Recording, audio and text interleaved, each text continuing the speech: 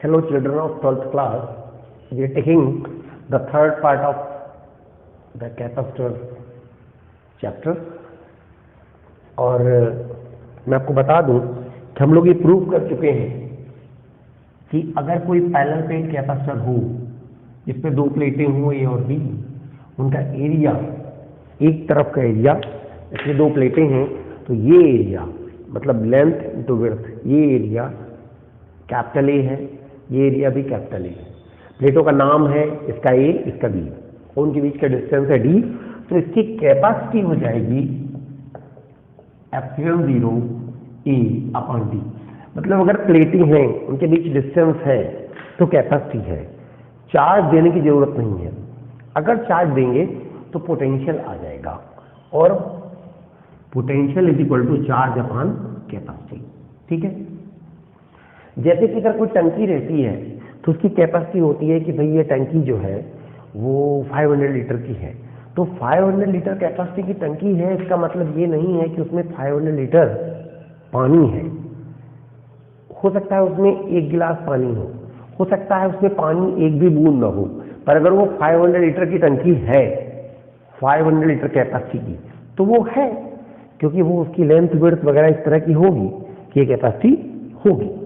तो कैपेसिटी जो है वो डिपेंड करती है इसके क्रॉस सेक्शन एरिया पर और इसके डिस्टेंस टी पर, और एप्सिलॉन 0 तो कांस्टेंट है, तो ये डिस्टेंस डी जो है अगर ये फिक्स हो गई और ये एरिया ए फिक्स हो गई तो इसकी कैपेसिटी फिक्स हो गई। अब चाहे इसमें चार्ज दिया जाए चाहे न दिया जाए, ठीक है। तो अब अगर इसी कैपेसिटर में हम लोग कोई मीडियम यहां भर दें जिसका डाइलेक्ट्रिक कांस्टेंट के हो, तो इसकी कैपेसिटी हो जाएगी एप्सिलॉन 0 के ए बाई डी। और तीसरा केस है कि अगर इसमें इसी कैपेसिटर में इन्हीं प्लेटों के बीच में अगर हम कोई मीडियम भर दें, पूरा ना भरें, ये तब की बात है जब पूरा भर दें, और अगर इसको हम पार्टली भर दें, यानी इसकी टी थिकनेस का डाइलेक्ट्रिक भर दें और बाकी जगह एयर ही रहे, तब इसकी कैपेसिटी होती है epsilon 0 A D minus T 1 minus 1 by के। तो डाइलेक्ट्रिक मीडियम भरने से क्या होता है, अक्सर क्वेश्चन आता है what is effect of feeling of dielectric, dielectric medium भरने से क्या होता है। तो डाइलेक्ट्रिक मीडियम भरने से आप देख रहे हैं कि क्या फर्क पड़ता है। अगर डाइलेक्ट्रिक मीडियम नहीं भरा था तो कैपेसिटी ये थी, भर दिया तो ये हो गई। अच्छा, डाइलेक्ट्रिक कांस्टेंट एयर का 1 होता है, बाकी दुनिया की हर चीज का 1 से ज्यादा होता है, तो अगर ज्यादा होता है तो कैपेसिटी ज्यादा हो जाएगी। तो डाइलेक्ट्रिक भरने से क्या होता है सॉरी, कैपेसिटी ज्यादा हो जाती है। तो डाइलेक्ट्रिक भरने से अगर हमने टी थिकनेस का डाइलेक्ट्रिक भर दिया तो देखिए डी माइनस इतना हो गया, और अगर टी 0 हो जाए तो ये 0 हो जाएगा, तो capacity epsilon 0 A by D आ जाएगी। तो जैसे ही हम डाइलेक्ट्रिक डालते हैं, देखिए इस फार्मूले की ध्यान से देखिए, अगर हमें कैपेसिटी बढ़ानी हो तो एरिया बढ़ा दें, डिस्टेंस डी कम कर दें, मतलब प्लेटों को हम पास लाएंगे तो कैपेसिटी बढ़ जाएगी। जैसे ये है कैपेसिटर तो कैपेसिटी कुछ है, अब अगर ऐसे कर दिया तो कैपेसिटी बढ़ गई और बढ़ गई। तो जब हम प्लेटों को पास लाते हैं तो कैपेसिटी बढ़ती जाती है। तो जब हम डाइलेक्ट्रिक भर देते हैं तो ऐसा लगता है कि डिस्टेंस जो डी है वो कम हो गई इतना, और इसीलिए डिस्टेंस ऐसा लगता है कम हो गई, सचमुच में कम नहीं हुई, इसके डालने से डिस्टेंस इनके बीच की कम नहीं हुई, लेकिन फार्मूले में देखिए ऐसा लगता है कि कम हो गई, और डिस्टेंस कम होने से कैपेसिटी बढ़ जाती है, इसीलिए कैपेसिटी बढ़ गई। तो एज डाइलेक्ट्रिक इज फील्ड, ऐसे लगता है कि क्या हुआ, जैसे डाइलेक्ट्रिक भरते हैं तो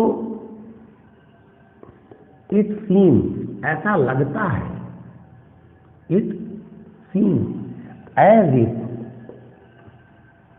the distance between the plates है डिक्रीज्ड। ऐसा लगता है कि प्लेटों के बीच से डिस्टेंस बढ़ गई है, कितनी, इतनी। T 1 - 1/k। तो अगर T मोटाई तक डायलेक्ट्रिक भरा गया तो प्लेटों के बीच की डिस्टेंस कितनी कम हो गई? इतनी। मान लेते हैं ये डिस्टेंस x है, तो इससे आ जाएगा 1 - 1/k is equal to x/t। इसको वहां ले आए, डिवाइड कर दिया, तो ये आ गया 1 - x/t। उसको यहाँ उठा लाए इज इक्वल टू 1/k। तो इसमें t एलसीएम आ गया, तो t - x is equal to 1/k। तो अब एक काम करते हैं कि इस इक्वेशन को पलट देते हैं ऊपर का नीचे, तो t/t - x is equal to k/1, यानी k की वैल्यू आ गई। तो अगर हम डाइलेक्ट्रिक भरते हैं टी मोटाई का, तो ऐसा लगता है कि प्लेटों के बीच के डिस्टेंस इतनी कम हो गई, और डिस्टेंस कम होने से कैपेसिटी बढ़ जाती है, इसीलिए कैपेसिटी बढ़ जाती है। तो इस बात पे हम क्वेश्चन कर सकते हैं। क्वेश्चन एक लिख लें कि मान लीजिए हमने डाइलेक्ट्रिक डाल दिया, तो प्लेटों के बीच की डिस्टेंस क्या कम हो गई? नहीं, लेकिन इफेक्टिवली कम हो गई इतनी। तो अब हम क्या करें कि कैपेसिटी बढ़ गई, तो अब हम क्या करें कि किसी भी एक प्लेट को या दोनों प्लेट को थोड़ा थोड़ा बाहर खिसका दें और डिस्टेंस नई बढ़ा दें, जिससे कि कैपेसिटी जो बढ़ गई थी वो वापस हो जाए। तो कितना बाहर खिसका दें कि कैपेसिटी उतनी ही हो जाए जितनी हो गई थी, जितनी थी, उससे हम क्वेश्चन कर सकते हैं। तो क्वेश्चन लेते हैं कि 3 millimetre dielectric was filled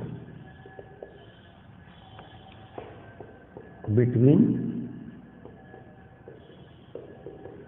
plates of a capacitor। ठीक है, कैपेसिटर प्लेटों के बीच में 3 मिलीमीटर डाइलेक्ट्रिक भर दिया गया, तो उससे क्या होगा? कैपेसिटी बढ़ जाएगी। लेकिन हमने फिर किसी एक प्लेट को बाहर की ओर खिसका दिया, कितना? मान लीजिए 2 सेंटीमीटर खिसका दिया, तो हमने पाया कि कैपेसिटी घट के उतनी ही हो गई जितनी थी डाइलेक्ट्रिक भरने के पहले। तो बताइए कि डाइलेक्ट्रिक कांस्टेंट क्या होगा? 3 millimetre dielectric was field, 3 millimetre thick dielectric was field between plates of a capacitor. Now the distance between the plates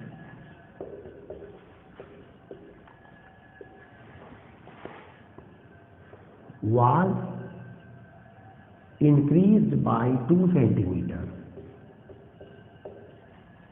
such that capacity falls and becomes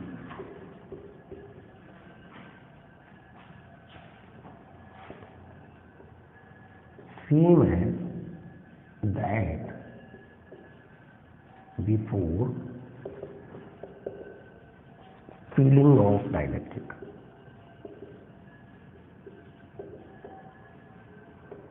Find dielectric constant of the medium।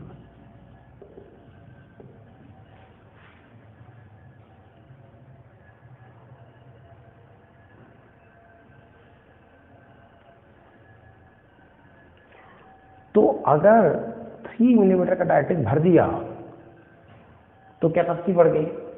अब 2 centimetre खिसकाने से capacity उतनी ही हो गई। इसका मतलब है कि 3 millimetre का डाइलेक्ट्रिक भरने से जो प्लेटों के बीच की डिस्टेंस थी वो 2 मिलीमीटर कम हो गई थी, इसीलिए 2 मिलीमीटर बढ़ा दिया। तो जो इफेक्टिव डिक्रीज है that was equal to 2 millimetre. तो हम इसको सॉल्व कर लेते हैं। देखिए, T थिकनेस का डाइलेक्ट्रिक भरते हैं तो प्लेटों के बीच की डिस्टेंस कम हो जाती है इफेक्टिवली, ऐसा लगता है कि कम हो गई, कितनी? T नहीं, इतनी। तो इफेक्टिव डिक्रीज कितना हो जाता है? Effective x is equal to T मान 1 माइनस 1 बाई के। तो यहां पर 3 मिलीमीटर एडिटिव भर दिया और तो ऐसा लगा कि 2 मिलीमीटर कम हो गई, यानी ये 2 है और ये 3 है, 1 माइनस 1 बाई के। तो इससे किया जाएगा, तो 2 यहाँ लाते हैं तो 2/3 इक्वल टू 1 माइनस 1 बाई के, तो 1 बाई के यहाँ लाते हैं तो 1 बाई के इज इक्वल टू 1 माइनस 2/3। इसको यहाँ लाए, इसको वहाँ ले गए, तो वो यहाँ के ऐड हो गया, वहाँ जाके वो सब्ट्रैक्ट हो गया। तो 1 बाई के इज इक्वल टू, आप घटाएंगे तो 1/3 आ जाएगा, तो के इज इक्वल टू 3 ये आंसर आ गया। ठीक है, इस बात को आप ध्यान रखिए।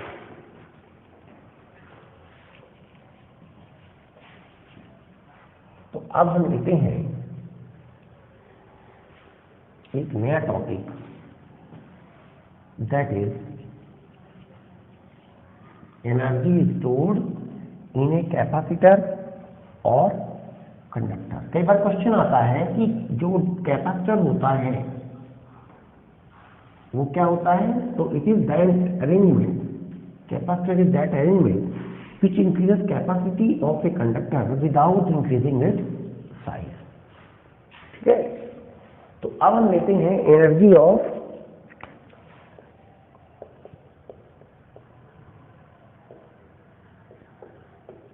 ऑफ चार्ज कंडक्टर और कैपेसिटर, किसी चार्ज कंडक्टर या कैपेसिटर की एनर्जी। जब हम किसी कंडक्टर में चार्ज देते हैं या कैपेसिटर में चार्ज देते हैं तो उसमें एनर्जी आ जाती है। कौन सी एनर्जी? Electrostatic potential energy. कितनी आ जाती है?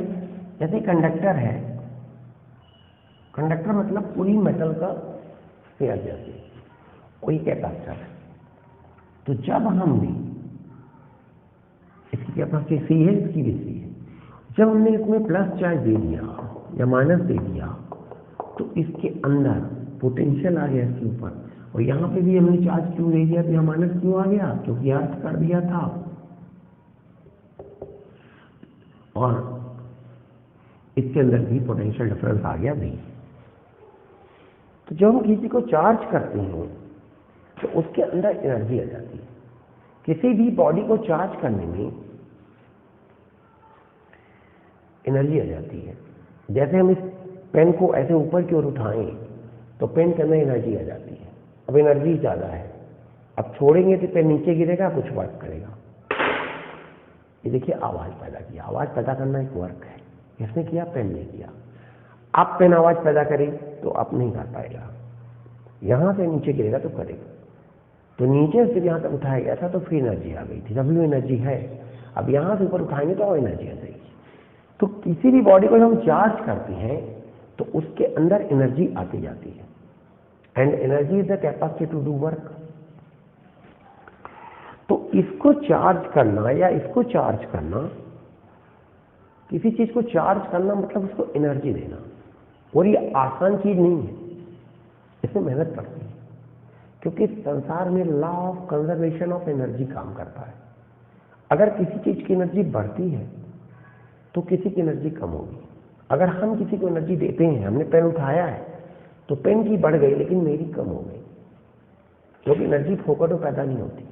अगर एनर्जी कहीं पैदा हो रही है तो कहीं से खत्म भी हो रही है, वहीं वहां पैदा हो रही है जो यहाँ खत्म हो गई। तो जब हम किसी चीज को चार्ज देते हैं तो उसको चार्ज करने का काम मजाक नहीं है, उसको चार्ज करने का काम काफी मेहनत का काम है। मान लीजिए हमने एक वायर जोड़कर इसको चार्ज किया, तो जो हम थोड़ा सा चार्ज देंगे वो इसके ऊपर चला जाएगा और ऐसे जाके दूर दूर फैल जाएगा। क्यों? एक दूसरे को रिपल करेगा। मान लीजिए थोड़ा सा प्लस, मान लीजिए हमको इसे 1 माइक्रोकूलम चार्ज देगा, तो 0.00001 माइक्रोकूलम जब देंगे तो वो जा करके इसमें फैल जाएगा। अब जब और थोड़ा सा चार्ज देंगे, इसमें भेजेंगे, तो वो चार्ज अंदर जाएगा ही नहीं, क्योंकि वो जाएगा तो ये चार्ज जो पहले से है उसको रिपेल करेगा, तो ये अंदर जाएगा ही। तो हमें इंजेक्शन से इसको कायदे से खेलना पड़ेगा। और हमें मेहनत करनी पड़ेगी। और जब ये चार्ज किसी प्रकार की मेहनत करके हमने यहाँ पहुंचा दिया तो वो भी यहाँ फैल जाएगा।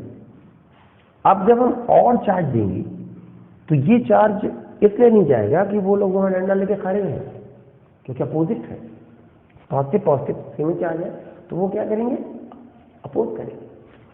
तो ये और ज़्यादा ठेल के वो पहुँचाना पड़ेगा। अब जब और चार्ज पहुँचाएंगे मेहनत करके, तो अब पता लगा आप और अगली खेप ले जाएंगे तो उसको अंदर भेजना और मुश्किल पड़ेगा।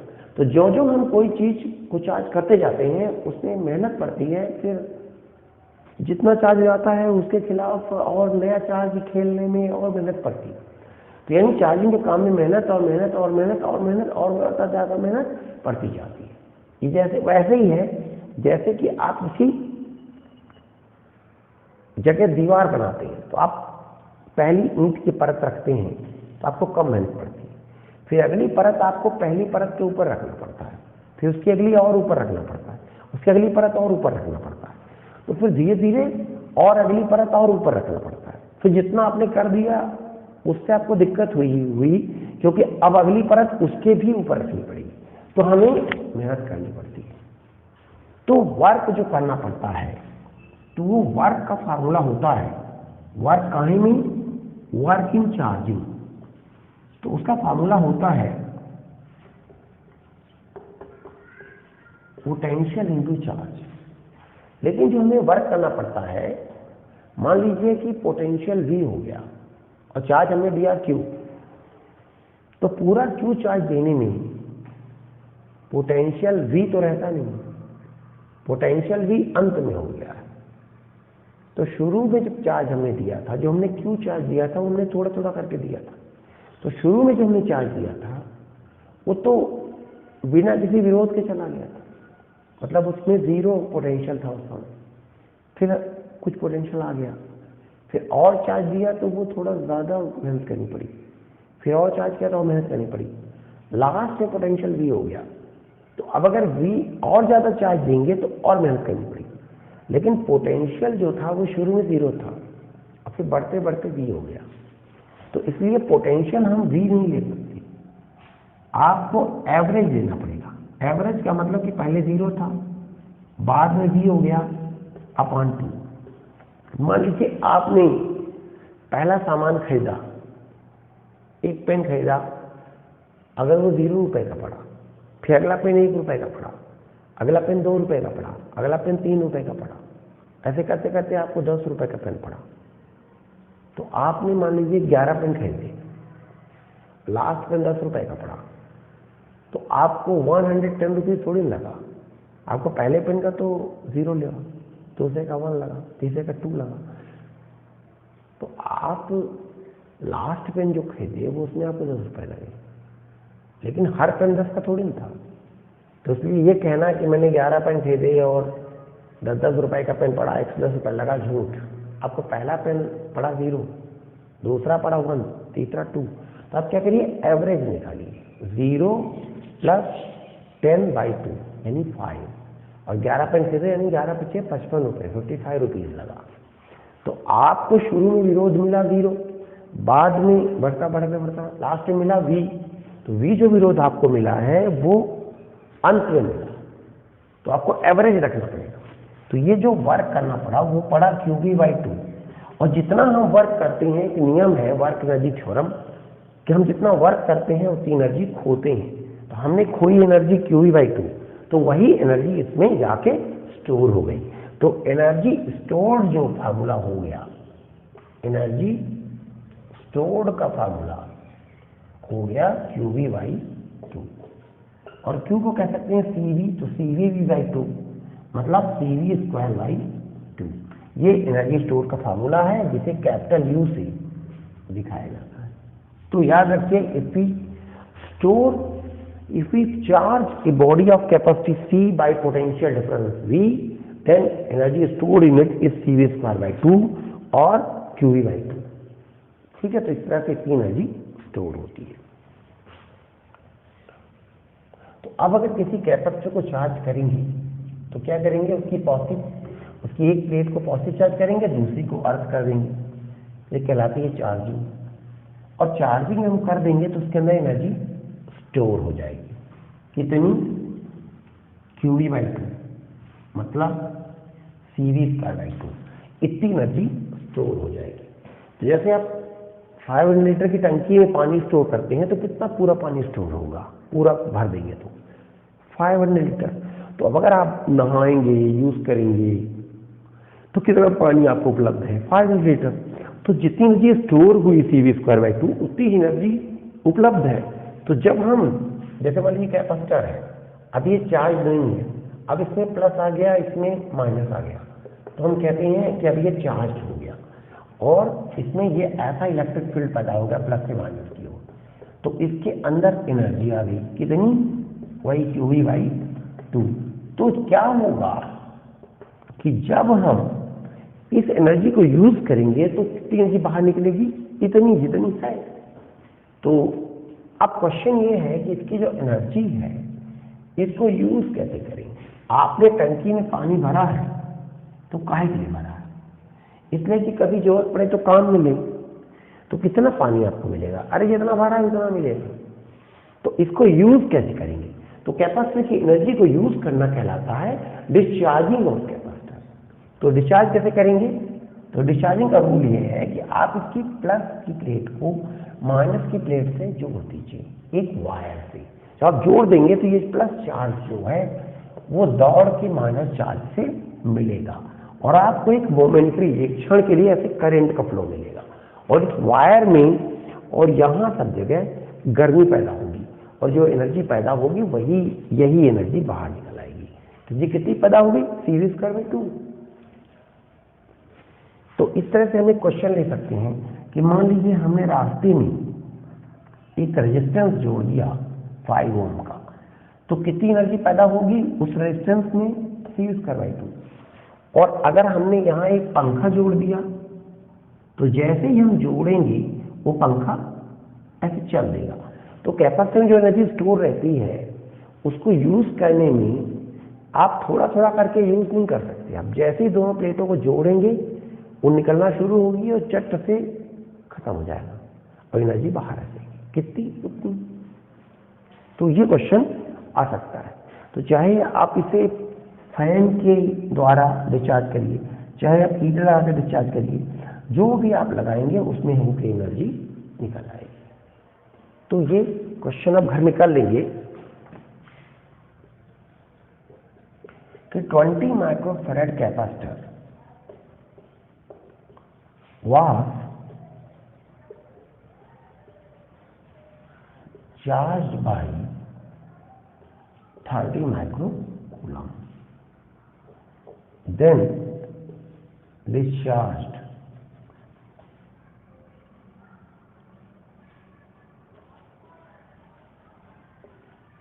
through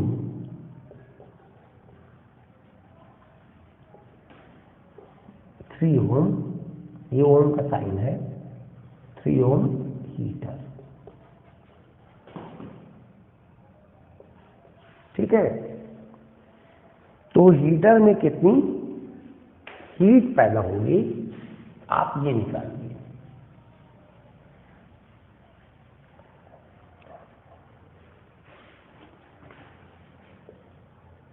कैलकुलेट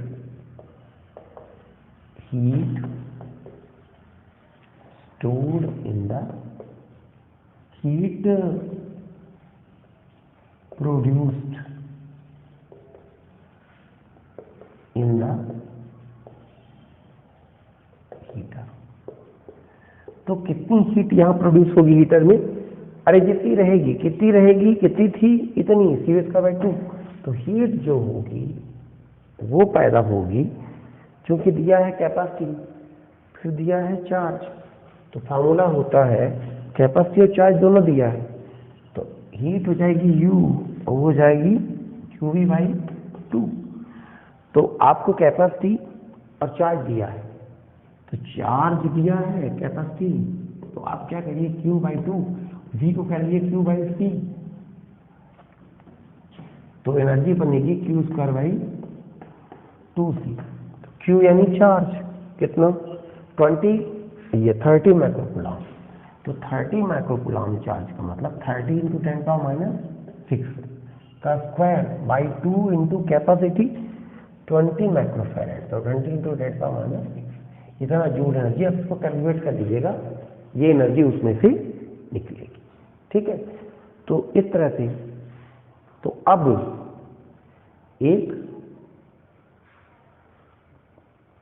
प्रारंभ क्वेश्चन आपसे हम पूछते हैं।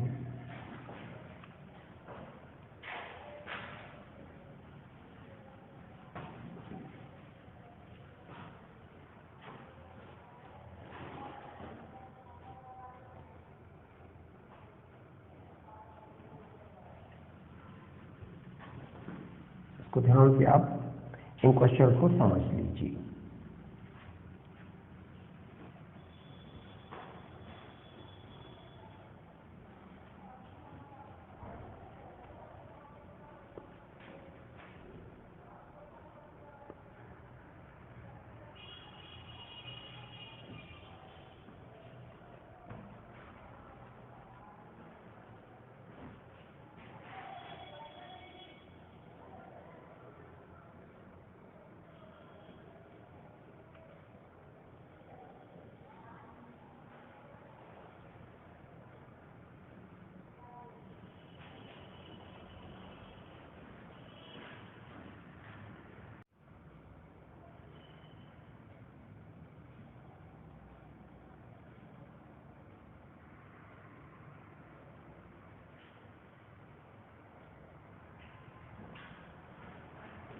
तो प्रारंभ क्वेश्चन ये है कि अगर जब हमने क्वेश्चन लिया था, एक हमने सवाल लिया था कुछ पहले, जिसमें हमने एक डाइलेक्ट्रिक मीडियम डाल दिया था दो प्लेटों के बीच में, तो उसमें डिस्टेंस प्लेटों के बीच की इफेक्टिवली कम हो गई थी, फिर हमने बढ़ाया था, तो डाइलेक्ट्रिक कांस्टेंट लास्ट में निकाला था। तो कितना डाइलेक्ट्रिक कांस्टेंट आया था उस क्वेश्चन में, के की वैल्यू आंसर के रूप में कितनी आई थी? तो ऑप्शन 1 था 2, ऑप्शन 2 था 3, ऑप्शन 3 था 4, ऑप्शन 4 था 6। तो कितना आंसर आया था वहां पर, कि डाइलेक्ट्रिक कांस्टेंट कितना था? Thank you very much for watching.